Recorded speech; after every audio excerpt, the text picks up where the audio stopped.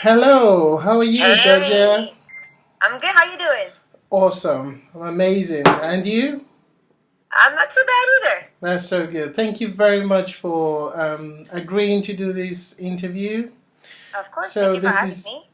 this is UYI Radio, as you already know, and so for the viewers out there, we've got Georgia Jane today, all the way Yes. from US of A, and she's an Yes. amazing singer.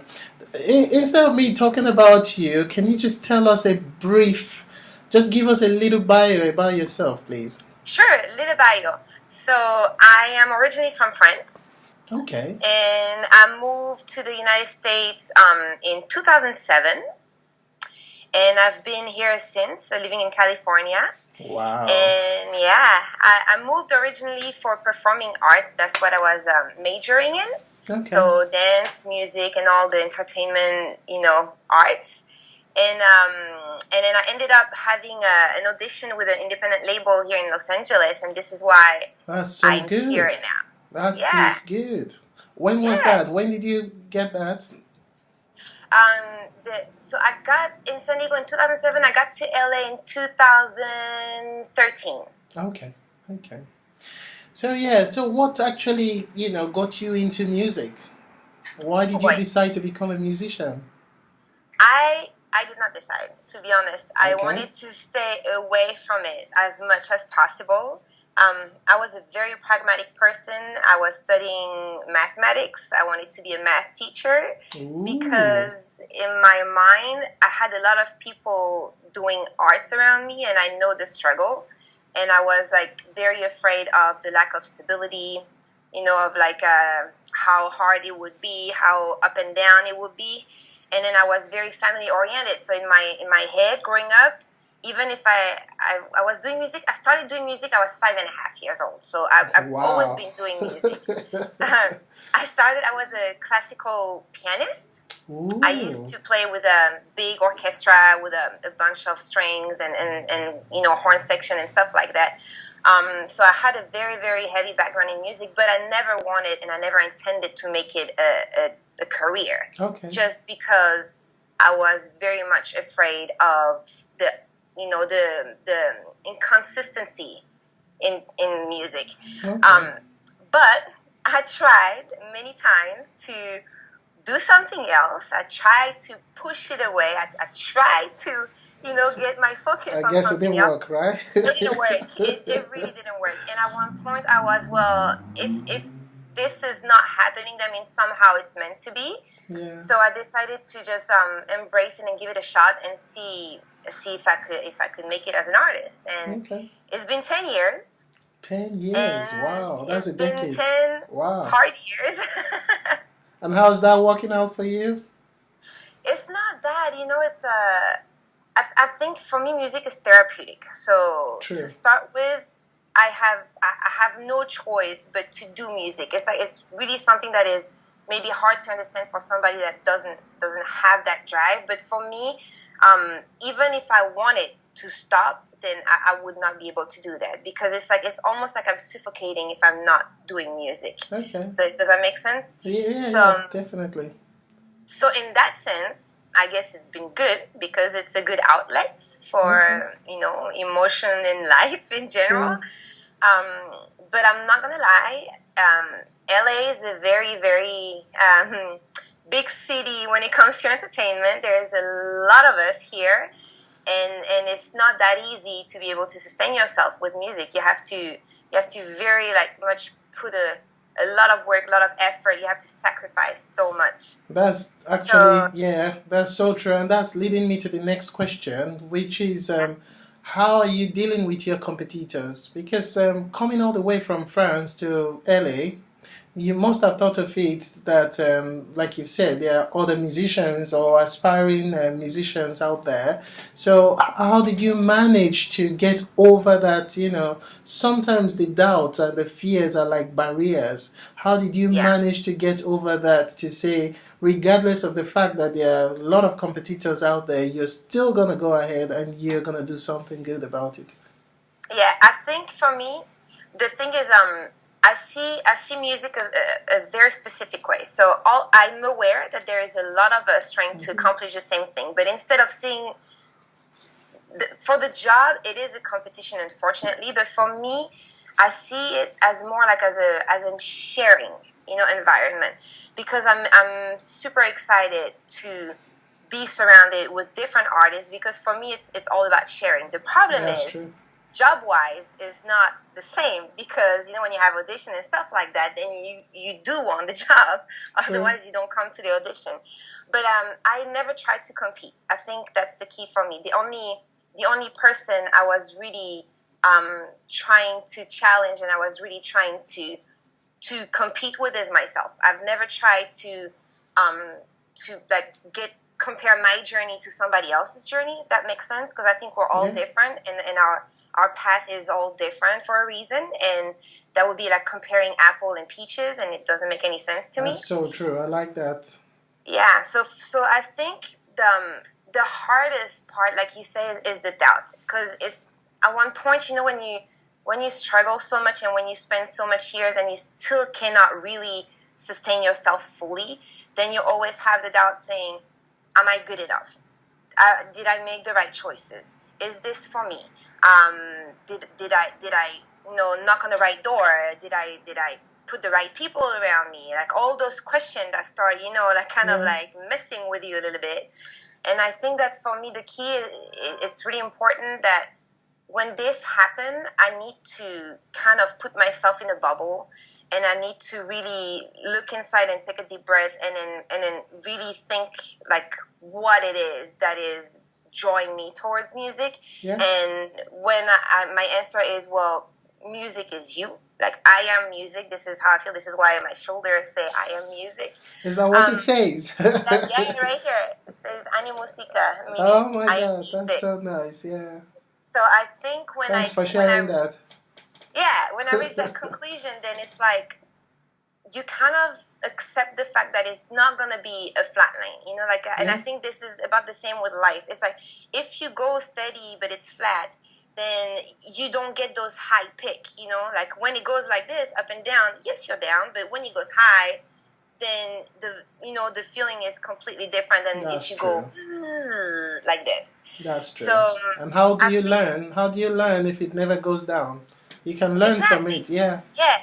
You cannot learn, and then if you don't experience the down, then you don't know what it means. And you don't appreciate it when you go up anyway. So. Exactly. So I think I think the doubt is still here. Like, it's still gonna be here, because if you're a humble human being, you're gonna have those moments where you're like kind of questioning. But the key for me is not to question too much. It's like, you can have those doubts, you can acknowledge them, you can maybe cry for a day, or like get scared for a day and stuff like this, but you need to let it pass you by. Because if you stop on this feeling, then it's just, you are the one that is blocking yourself. Because nobody else is blocking you. Nobody can block you, really. You're the only one that can block you. That's my philosophy. Yeah. So if you hold on to that thought, if you hold on to those doubts, then you are basically setting yourself for failure. And I'm trying to acknowledge them when they come, but let them go, as fast as possible. Yeah, I think you're so good. Have you done motivational talks before? No, I haven't. I think you should do that, because you're very good. Because I was going to ask you, there are a lot of people that aspire to do something, and whether that be music or movies or whatever it is, or even go back to school studies or start their own business. And because the same principle applies, what you just said there is very, very important, which is, don't allow anything hold you back, and you are the one that can actually hold yourself back, and don't allow that to happen. So I was going to ask you, what's the advice for anybody out there, that want to do something that they're really passionate about, but they are thinking maybe they don't stand a chance because they lack qualification, or they don't have the right contact or something. From your experience, how do you think they should proceed with that? Well, from my experience, the one advice I would give to everyone is, if you feel in your being, if you feel in your guts that this is what you're supposed to be, then that means you are it. It doesn't matter how it will come to you. You have to really start with a conviction that there is no mistake on your part, that this is you. So if you come to the art or whatever, the job or whatever situation it is, with that like certainty that no matter how hard it's going to be, no matter what people are going to say, you are sure that this is you, that this is genuinely you, then I don't think that it is something is going to stop you. But you're going to have to be willing to sacrifice, because I think that's the biggest sacrifice, thing. Is sacrifice. And then people, like, they always see sacrifice as, we sacrifice on money, we sacrifice. No, it's sometimes you have to sacrifice other stuff that your heart wants to do, that your heart is craving. But you have to understand that you need to put like effort into your craft. It's not going to come and then just drop on your lap unless you're really lucky. But you're going to have to really put dedication, and you're going to have to really stick to your truth. And that's why I was saying, if from the get-go you can tell yourself, I am sure this is me, I am sure I am it, then I don't see how you can be stopped. It will take a long time, it will take a short time, this don't really matter. Yeah. But it's just like you really need to have that kind of calling that you're like, okay, as from today, I don't care what everybody's saying, I don't care what society is sending me, I know in my guts, this is what I'm supposed to be doing. And I think if you really can convince yourself, if you really can have that talk with yourself, then there is nothing that will be able to stop you. It's going to be hard, yes. You're going to cry, yes. You're going to break some teeth, yes. But in the end of the day, you know that you're doing and you're pursuing something that is like in alignment with yourself, if that makes sense. Yeah, it makes a lot of sense. I think that's so true, because the reason why a lot of people give up is or jump from one thing to another is because they have too many options. From what you're saying now is you have to be convinced that what you're doing is right and it's what you really, really want to do. Because if you're that convinced and you're ready to stick, to that thing, then you don't have any other option or alternative other than make it work. So the option is, it's either it works or it works. So that should be the attitude. So it should be. So the question I have for you now is, in terms of your music, what genre is that? So that's the hardest question I always get. It's the simplest question, but for me it's the hardest question. I'm going to be super honest with you. I am not committed to one genre, just because I'm an emotional writer. Okay. So that means I do, like I was telling you before, I do music as a therapy, and I'm never in the same mood. You always have different stuff coming to you in life. So I cannot stick with one particular genre, because I will get very unsatisfied if I'm in a complete different mood on one day. That's so true, yeah. So I call it urban sunshine music, which is not a real genre, but for me is the better visual I can think when I hear my music, because it has different influence. You have hints of, like, you can have hints of reggae, hints of salsa, hints of rock, hints of jazz, hints of soul. That's amazing. But at the same time, it's shaped in an urban pop format. So it kind of like, it's tied up together, but it's also taking you on a different journey that you cannot really place it into one genre. And that's why marketing is pulling their hair right now. It sounds very interesting, though. But yeah. It's a little hard, but I don't think this is my issue with music nowadays. It's I'm against boxes, and this is why I left my country, because when I wanted to do arts over there, I found that very hard to succeed if you get out of those boxes. Okay. Yeah. And then when I came here, USA was way more welcoming in terms of crossing boundaries and mixing genres. So I think if you listen to music nowadays, it's extremely hard for me to put a genre on things. They call pop a completely broad spectrum of songs. They call like hip hop a completely broad spectrum. It's like everything is blending. That's true. I think I'm having a very hard time defining with one genre, but I can tell you it has definitely reggae soul rock and then urban music influence. Like the saying goes, variety is the spice of life. Yeah, yeah.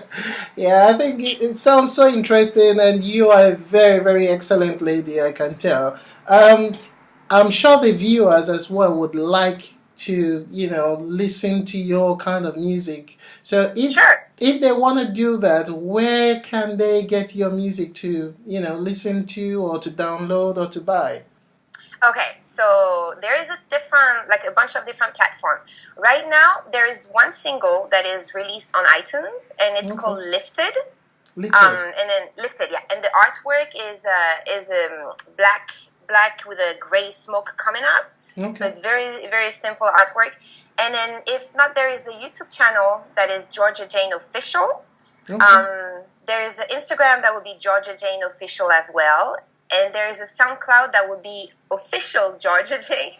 It's always official. So it's all official, right? Because you know what? There was other people named Georgia Jane. So I had to put the stamp on it. That's true. And it said this is the official one. And then Spotify as well has my song. So I think right now there is only one single that we released because we're still working on the first LP. And we are taking a lot of time because we really want to do it our way. We don't want to follow the trend. We want to really build our sound and then make sure that this is the music that reflects, me and as well my producer that I'm working with. So this has been it's been a blessing to me. But if they want to check me out, they can definitely find it on Spotify, iTunes, YouTube, all those good stuff. That's so good. And I'm sure you have a website as well, don't you? I do not have a website yet. Okay. Like this one, I had one at one point, and we are rebuilding the whole thing. As long as they can reach you on social media platforms and all that, that's amazing. Thank you very much for doing this interview. One other thing I would say is, if you can just say, as in leave the viewers with just one piece of advice, what would that be? Be true to yourself and don't care about what society is reflecting. That's powerful. Thank you very, very much, Georgia. You're welcome. Amazing talking to you. Thank you very much. Thank you so much for having me. I really appreciate it. Thank you so, so much. You have a lovely day, and I do hope we would have the opportunity to maybe interview you again very soon. I would love that. I would love that. Thank you. All right. Big love to you guys. Thank you very much. You take care. All the best. Bye. All right. Bye. Okay.